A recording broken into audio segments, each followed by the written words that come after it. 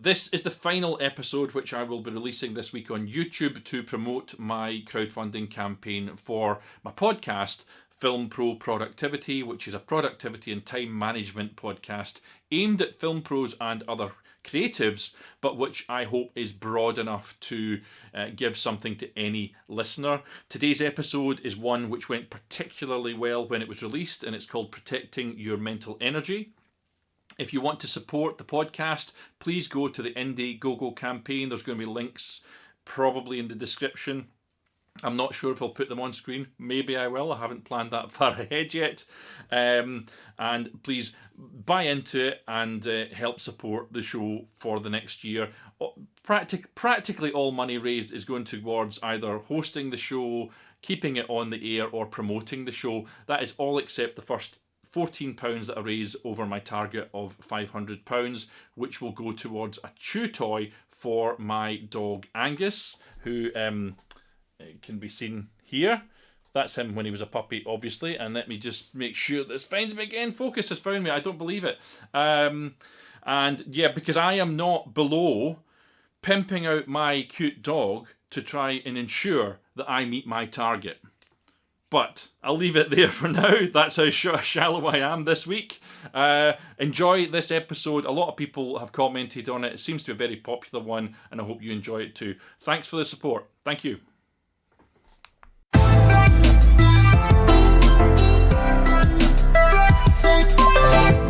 Welcome and thank you for joining me here again on Film Pro Productivity. Each week I introduce concepts that film professionals and other creatives can use to make life easier and avoid creative burnout. I also present time management and lifestyle hacks for a more focused, effective and happy life. My name is Carter Ferguson and this is episode 18, Protecting Your Mental Energy. Today I'm going to be talking about mental energy and why, above all things, it must be protected. I'll talk about what it is, how to ensure it isn't wasted, and the huge difference that protecting it will make to your life. But last week I took on the rather involved topic of drive and really went in depth to talk about what it was and how to find it. For those of you that have checked it out already, I really hope that it's been useful. Now, I really agonise over the topics which I bring you here and even change the topic altogether if I feel that it isn't working. I measure the strength of an episode's potential in the prep period, and as a solo podcaster that means that I apply the lessons to my own life and work and only really bring you things which I personally find to be impactful on it. In episode 2, check it out if you haven't heard it already, I covered the topic of saying no, as in my life, adopting that word and using it often has meant that I've been able to take back control. I use it as kind of a shield. I let requests which will not further my goals or which are not in alignment with my values bounce off of it so that I can say yes to the things that really matter. It's a simple premise, but it will really make a monumental difference to your life if you give it a try. And the subject that I am talking about today, mental energy and how you must protect it, or perhaps even why you must protect it, is very closely linked to it. One of my all-time favourite Twitter users is a guy called Isaiah Hankel, and in his awesome book, The Science of Intelligent Achievement, he says that mental energy is the world's hottest commodity. People are going to try and steal it, drain it, and suck it up every second that you're awake, yet very few of us protect it. Few of us know how. And if it wasn't for Isaiah and his hashtag of hard talk on Twitter, I wouldn't have been able to put a name to this topic at all. He clarified my own opinion, and I am eternally grateful to him for that. I'm a total fanboy of Isaiah Hankel's, and we will be looking at what he says about it all shortly. Now, I've been working professionally in film and TV for 24 years now, and during 18 of them, I was caught up in what I will call a freelancer fear of letting people down or missing out on opportunity, of not being able to pay my bills because I didn't get enough work. And that fear bred a sort of desperation-led drive to always be reliable, to over-deliver, and to take not only every single paid job that came along, but also to help everyone else, no matter the cost to my own life or savings or time. I had this deep-set worry, you see, that my not being there and ready and willing would mean that I would let someone down. In the short films that I was making, I covered the ass of anyone who was falling behind and tried to anticipate the problems of each and every department because I worried that in the low-budget world that I was creating these films, that I was somehow going to be seen as unhelpful or as taking advantage of the people that had volunteered their time to work with me on it. And on those films, it really genuinely was always my own job, that of director, that I came to prepare last. And in the end, in day-to-day life as well as professionally, I stretched myself so thin that eventually I snapped. And I've gone on about this before, and I don't want to sound like some sort of martyr, but I snapped because I just never protected my mental energy. I didn't understand what it was. I didn't have the skills that I talk about each week on this podcast at that point, all of which can be applied to make your life and work easier. I never had a podcaster, I didn't know what a podcast was to be fair, telling me to think smart, to protect my mental energy, and to say to me, don't worry, everything is going to be all right. And remember, our fatigue is often caused not by work, but by worry, frustration, and resentment. And that was Dale Carnegie that said that. So let me say that to you now, in fact. Don't worry, I am here to help. Everything is going to be all right. To get into this topic and help you understand what exactly it is that I'm talking about here, I'm going to ask you this, right? Have you ever been asked to do something, paid or otherwise, and replied, I'm sorry, I don't have time? If so, great. That's learning to say no in action, which I'll get into a little bit later. But can you think of a time when you've said, no, I don't have time, when really you did? When you had time, but not the energy to get involved?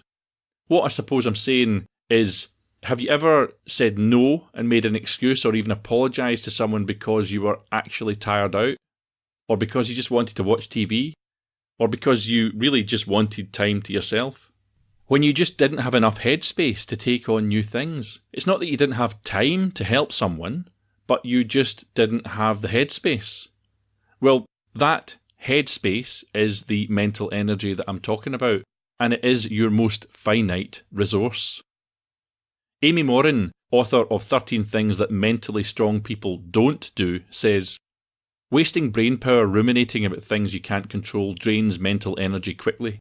The more you think about problems you can't solve, the less energy you'll have left over to do more productive endeavours.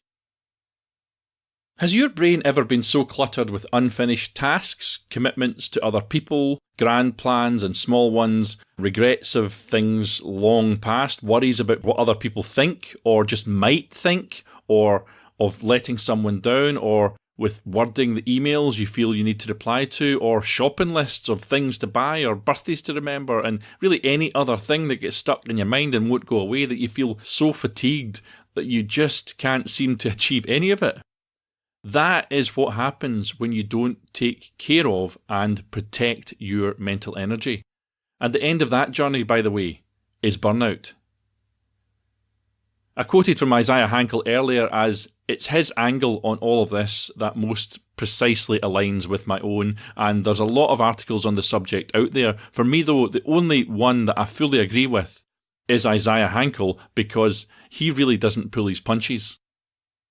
He says that mental energy is your most valuable asset. Without it, you won't have the enthusiasm, motivation, drive, and physical energy to live a full, rich life. The problem is that this asset depreciates rapidly every day. And that depreciation comes about through distraction. That's why I urge you in episode 3 to do a brain dump to prioritise. That way you get all of your thoughts and tasks and worries out of your head and onto a piece of paper or a whiteboard. It's why the first major topic of the entire series was about learning to say no.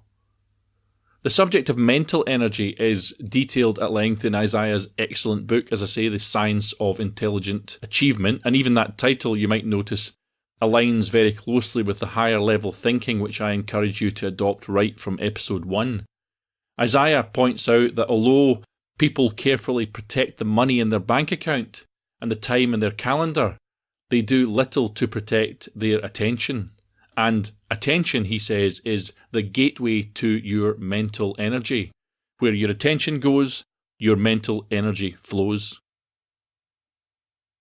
He also quotes several scientific studies in the book stating that we only get about 1.5 to 2 hours of peak mental energy and about 5 hours or less of near peak mental energy each day. For the rest of the day, though, your mental energy levels are medium to low at best, but don't worry. The good news is that if you get a good night's sleep, your energy will replenish 100%. So, now that we know what it is and how valuable it is, I think that it's especially valuable if you regard yourself as a creative and are constantly having to come up with new things and out-of-the-box thinking and solutions, incidentally. But once you realise what it is and how valuable it is, then how do we stop it from getting away from us and get it under control? Taking back your mental energy is not a cakewalk. It's a dogfight, says Isaiah Hankel, as it depletes quickly again each and every day, and every distraction, everything on your mind, will have a pull at it and tear a piece off. He also reminds us that more often than not, you will discover that the direction in which your attention is flowing will be in the direction that suits someone else's objectives. That's the battle he is referring to. I go on and on and on about taking control of your own destiny, and getting control of your mental energy is a major part of that. You see, your brain hates change and it likes distraction. It wants you to stay in this comfort zone of distraction that you've created, wasting your energy on the wrong things. So it works to keep you there, but you can't let it linger. So how can we begin to save ourselves? Well, we've come about full circle pretty much, as I'm back to using the word no. If you want to protect your mental energy, you need to get back control of your life and start saying no to the things in your life that really don't matter. And saying no, as I've said before, is as much about stopping yourself from saying yes as it is about saying no itself. You don't have to say yes to anything that doesn't further your own dreams or goals or isn't in alignment with your values, no matter how it might make you feel. You really need to shake off the negative connotations of the word and realise that far from being a negative force on your life, the word no is really the most positive. When you get back a modicum of control in your life by saying no to those things that don't really matter, you will find yourself with time to consider those things that really do. Isaiah says about this, and again I'm totally in alignment with him, that you should set no as your default response. He says, start rewarding yourself for being selective. Every time you say no, you get yourself one step closer to achieving true success. Now, he also says that we can protect our mental energy further if we stop burning through our mental energy on emotional drama. And the key to doing this is to learn to walk away from energy-draining people. Now, I won't fully go into this here, as later this season I'm going to do a whole episode on it, but toxic people, energy vampires, and negative and energy-draining people in general, they grow stronger by feeding on your attention. They play the victim and create all kinds of drama to steal away your attention, and they must be avoided at all costs. We can also improve our odds by surrounding ourselves with positive people. Isaiah says, find people who energise you and keep you on track towards your goals. Then hold on to them. Unquote. Humans are naturally social people, so building relationships makes us happy and gives us energy. But spend time with people who think positively and have a lot of energy and talk in a positive tone. That'll make you think more positively yourself and give you energy. Just try not to become one of those energy vampires that I mentioned a minute ago.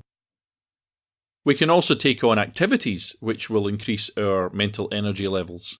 Don't forget to allocate time to friends and family, hobbies, etc. These activities provide excitement and keep you motivated, and it might seem counterintuitive, but taking a break from work can actually help you to get more work done.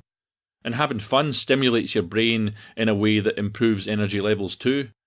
And I'm going to ask here, is there anything that you used to do, even as a child, that you now no longer do but wish you did? Why don't you consider doing it again? I mean, seriously, why don't you do it? By using the word no, you have created yourself some elbow room now to manoeuvre in your life.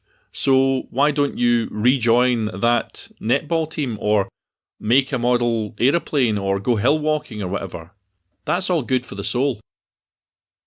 One other thing you could do is to try and keep your mind stimulated, but obviously not overworked. Mental challenges will give you energy, but too much will probably leave you fatigued. Try doing something like, learning a new skill to try and stimulate your mind. And there are many, many more things that you can do, like meditate or go for a walk. But my favourite, and I mentioned it a little bit earlier, is to declutter your mind. So do this brain dump thing that I'm talking about. Get all of your thoughts onto a blank piece of paper or a whiteboard. Just go back to episode 3 and have a listen. You'll find out all about this stuff.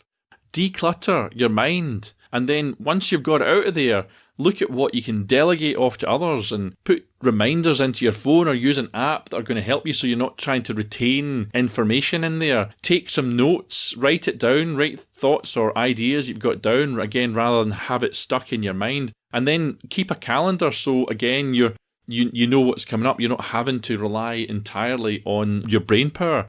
Get it out of your brain and assess quickly what is vital and important in it all, what is incomplete and needs to be completed, and that will give your mind a break. These incomplete tasks, by the way, will really drag you down, and some of them you'll be able to find that you can just completely eliminate.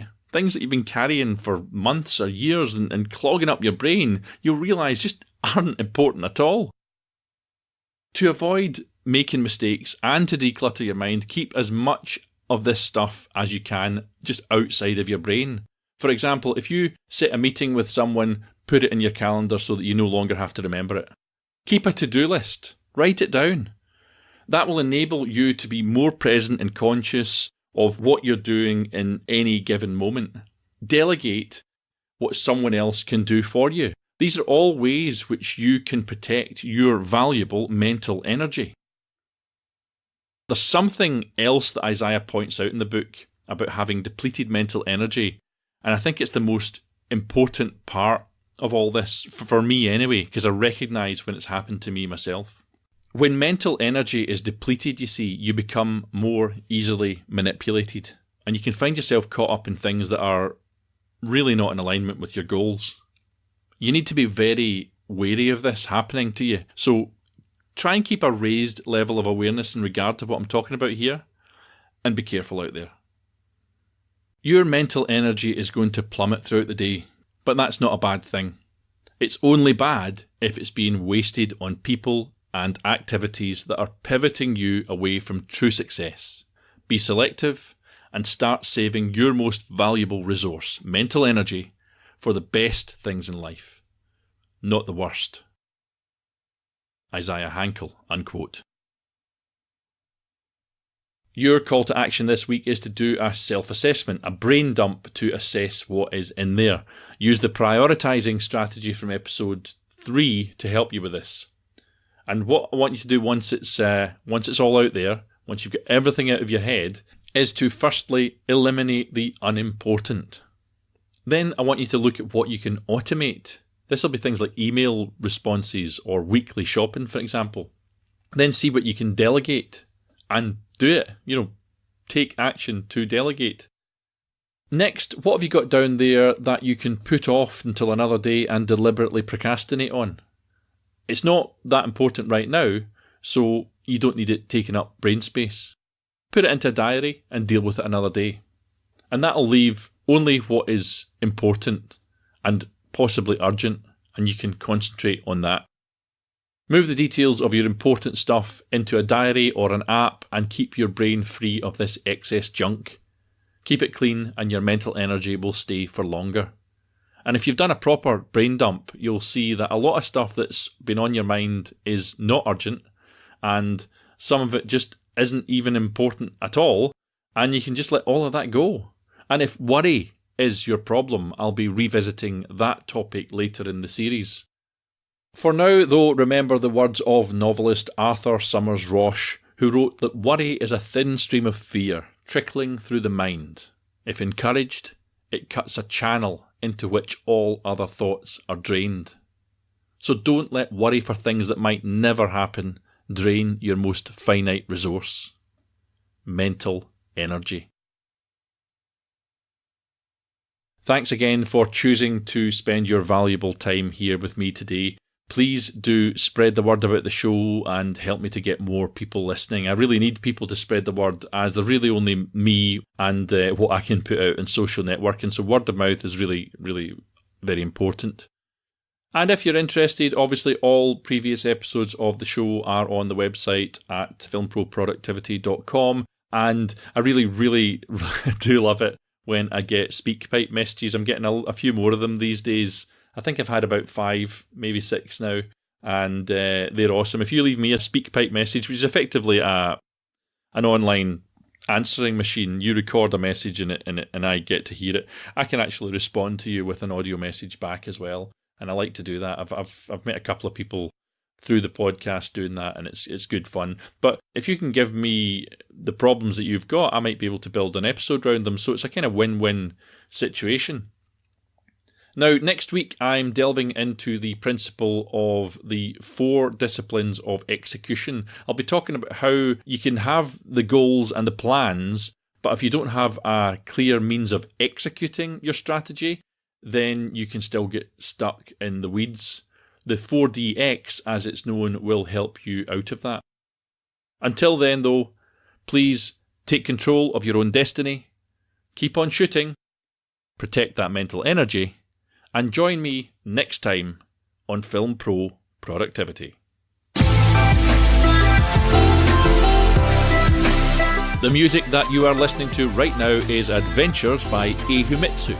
You can view the show notes for this episode on the official website at filmproproductivity.com.